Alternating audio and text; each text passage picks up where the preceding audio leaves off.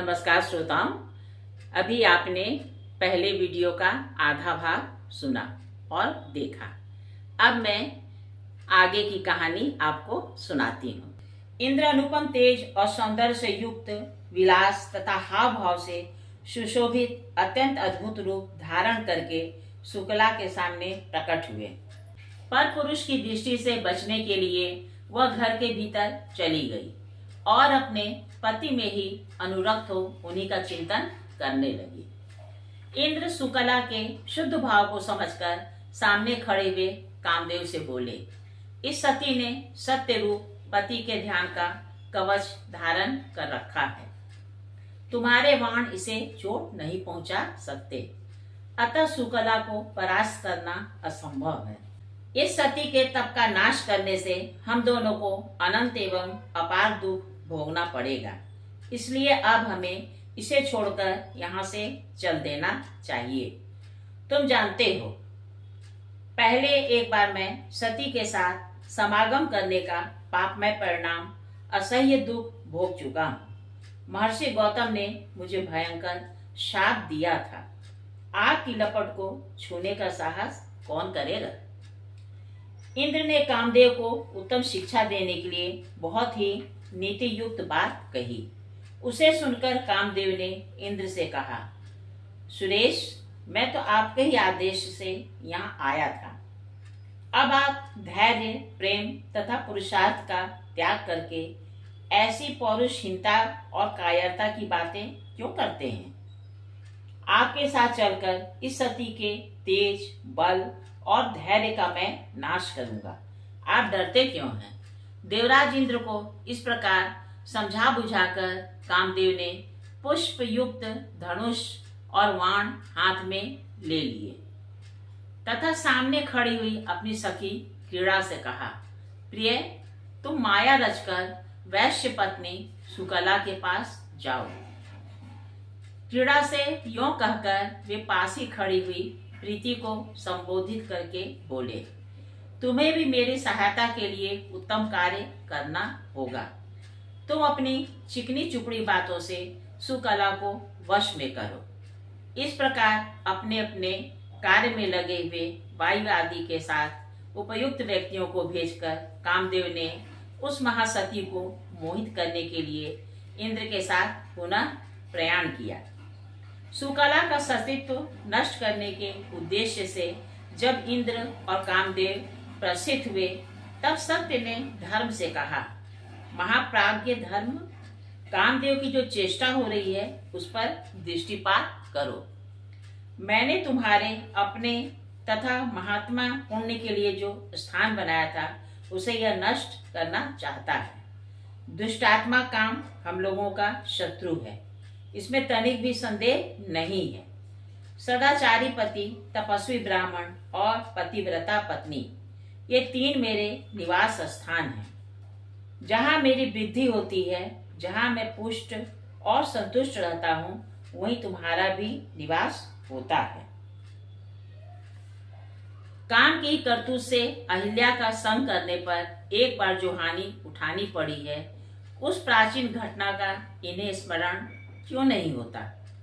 सती के सतीत्व का नाश करने से ही इन्हें महान दुख में पड़कर दुस्सह शाप का उपभोग करना पड़ा था।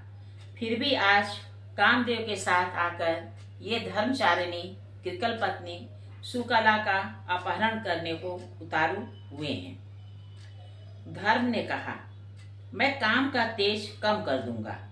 यदि मैं चाहूं तो उसकी मृत्यु का भी कारण उपस्थित कर सकता हूं। मैंने एक ऐसा उपाय सोच लिया है जिससे यह काम आज ही भाग खड़ा होगा। यह महाप्रज्ञा पक्षिणी का रूप धारण करके शुक्ला के घर जाए और अपने मंगलमय शब्द से उसको स्वामी के शुभागमन की सूचना दे। धर्म के भेजने से प्रज्ञा शुक्ला के घर में गई और वहां मंगलजनक शब्द का उच्चारण किया। शुक्ला ने धूप गंध आदि के द्वारा उसका समादर और पूजन किया तथा सुयोग्य ब्राह्मण को बुलाकर पूछा, इस शकुन का क्या तात्पर्य है। मेरे पति कब आएंगे। ब्राह्मण ने कहा, भद्रे, यह शकुन तुम्हारे स्वामी के शुभागमन की सूचना दे रहा है। वे 7 दिन से पहले पहले अवश्य आ जाएंगे, इसमें अंतर नहीं हो सकता है। ब्राह्मण का यह मंगलमय वचन सुनकर सुकला को बड़ी प्रसन्नता हुई। उधर कामदेव की भेजी हुई कीड़ा सती स्त्री का रूप धारण करके उस सुंदरी पतिव्रता के घर गई।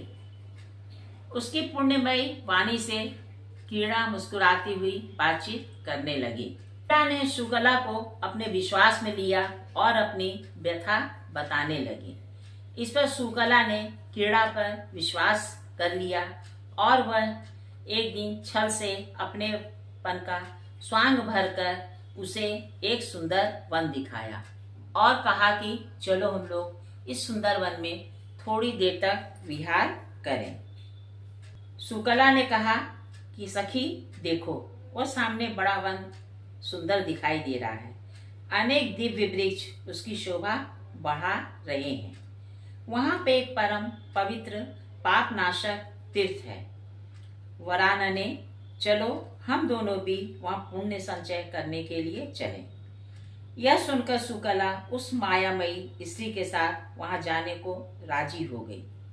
उसने वन में प्रवेश करके देखा तो उसे ऐसा प्रतीत हुआ मानो उसमें नंदन वन की शोभा उतर आई है। सभी ऋतुओं के फूल खिले थे। सैकड़ों कोकिलों के कलरव से सारा वन प्रांत गूंज रहा था। माधवी, लता और माधव ने इस उपवन की शोभा को सब भावों से परिपूर्ण बनाया था। सुकला को मोहित करने के लिए ही उसकी सृष्टि की गई थी। उसने कीड़ा के साथ सबके मन को भाने वाले उस वन में घूम घूम कर अनेकों दिव्य कौतुक देखे। इसी समय रति के साथ काम और इंद्र भी वहां आए। इंद्र संपूर्ण भोगों के अधिपति होकर भी काम कीड़ा के लिए व्यग्र थे। उन्होंने कामदेव को पुकार कर कहा, लो यह सुकला आ गई, कीड़ा के आगे खड़ी है, इस महाभागा सती पर प्रहार करो।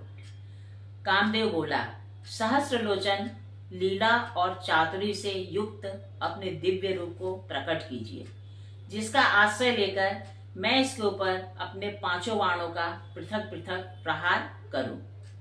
त्रिशूलधारी महादेव ने मेरे रूप को पहले ही हर लिया। मेरा शरीर है ही नहीं।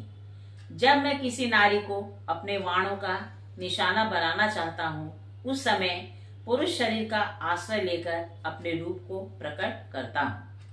इसी प्रकार पुरुष पर प्रहार करने के लिए मैं नारी देह का आश्रय लेता हूँ। पुरुष जब पहले पहल किसी सुंदरी नारी को देखकर बारंबार उसी का चिंतन करने लगता है, तब मैं चुपके से उसके भीतर घुसकर उसे उन्मत्त बना देता हूँ। कीड़ा की प्रेरणा से उस सुंदर वन में गई हुई वैश्य पत्नी सुकला ने पूछा, सखी, यह मनोरम दिव्य वन किसका है? कीड़ा बोली, यह स्वभाव सिद्ध दिव्य गुणों से युक्त सारा वन कामदेव का है। तुम भली भांति इसका निरीक्षण करो। दुरात्मा काम की यह चेष्टा देखकर सुंदरी सुकला ने वायु के द्वारा लाई हुई वहां के फूलों की सुगंध को ग्रहण नहीं किया। उस सती ने वहां के रसों का आस्वादन नहीं किया। यह देख कामदेव का मित्र वसंत बहुत लज्जित हुआ।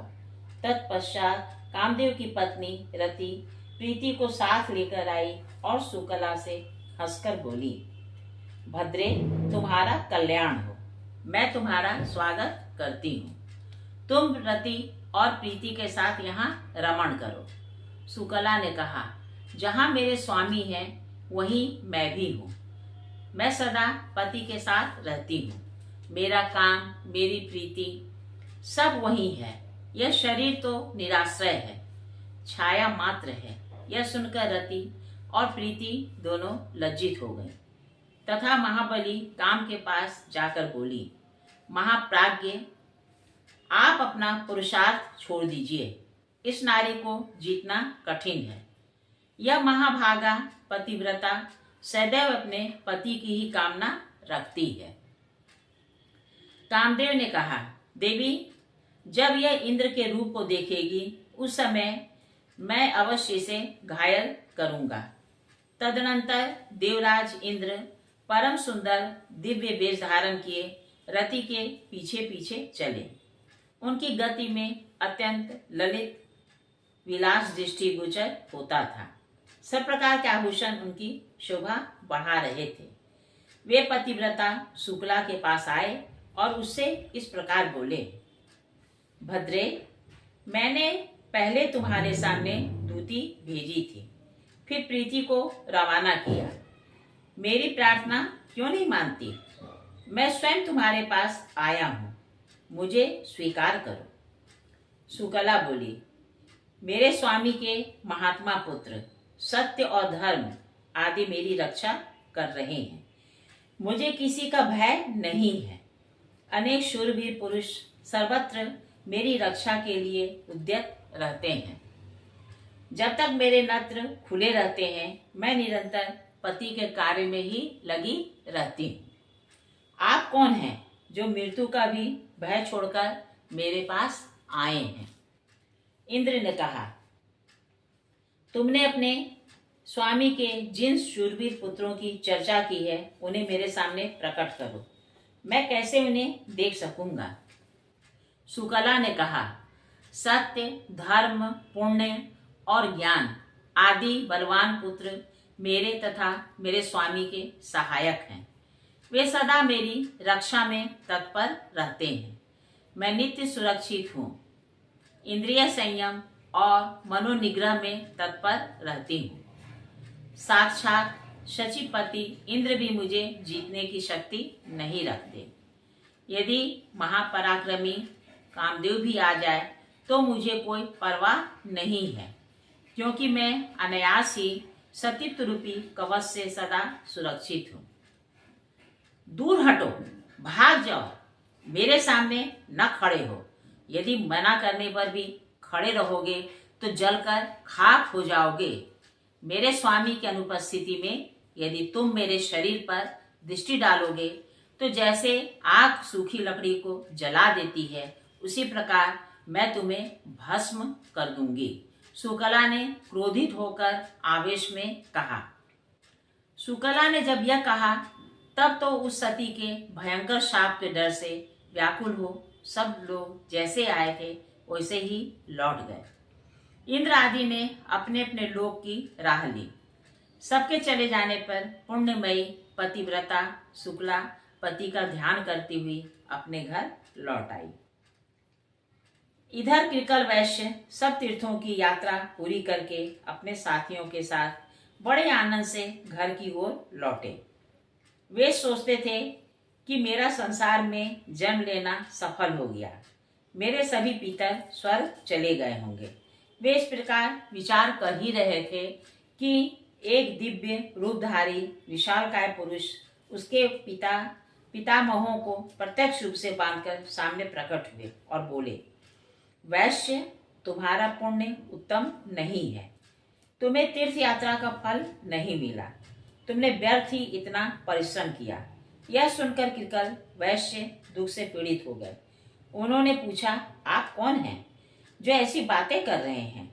मेरे पितामह क्यों बांधे गए हैं? मुझे तीर्थ का फल क्यों नहीं मिला?